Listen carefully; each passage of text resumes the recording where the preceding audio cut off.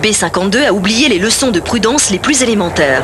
Aux commandes du plus gros bombardier du monde, en plein meeting aérien, il tente une figure inédite. C'est l'accident.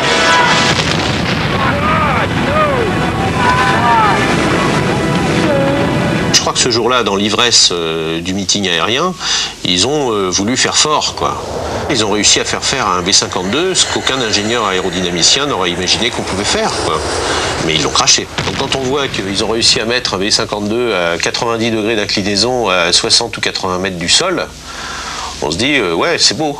C'est vrai que c'est beau, hein, mais c'est le genre de truc on ne le voit pas 36 fois dans une vie. Et d'ailleurs, ceux qui l'ont vu et vécu, ils sont plus là pour le raconter. Le commandant de bord était considéré comme une tête brûlée, habituée à des manœuvres à haut risque. Il avait déjà reçu plusieurs blâmes, en particulier à cause de vols à trop basse altitude.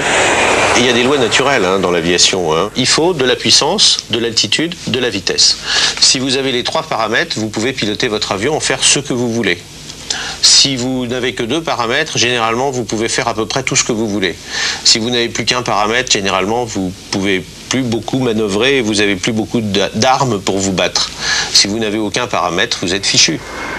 C'est exactement ce qui se passe à Absheim en Alsace en 1988 pour l'une des premières sorties de l'Airbus A320. En plein meeting aérien au-dessus d'un petit aérodrome, l'équipage est bien décidé à faire le spectacle. Ils sont tellement sûrs d'eux et ils sont tellement sûrs de leur machine et ils sont tellement convaincus que la machine, c'est comme le Titanic, elle ne coulera jamais, qu'à un moment donné, ils se mettent dans une situation qui fait que la machine, elle ne sait plus répondre.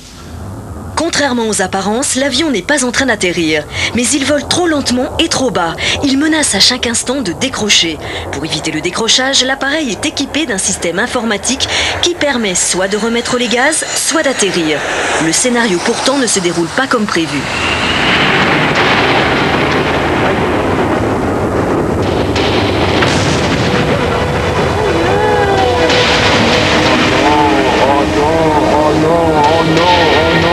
Sur les avions très automatiques, très modernes, on a créé des systèmes qui font que les avions ne décrochent plus. C'est-à-dire que lorsque l'avion n'a plus la vitesse suffisante pour continuer à voler, première possibilité, la puissance revient automatiquement.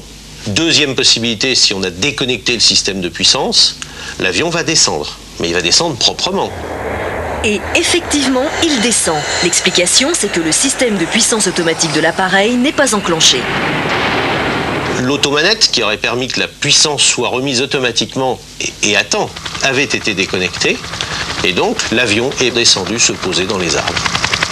Paradoxe de la technique, le système de sécurité informatique mal utilisé s'est retourné contre l'équipage et contre les passagers. Sur les 130 personnes qui avaient pris place à bord, 3 y laisseront la vie. Et rapidement, il apparaît que de multiples erreurs ont été commises.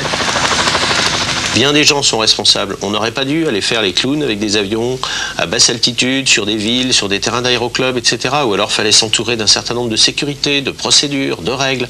Il fallait que ce soit étudié. L'aviation, ça ne s'improvise pas.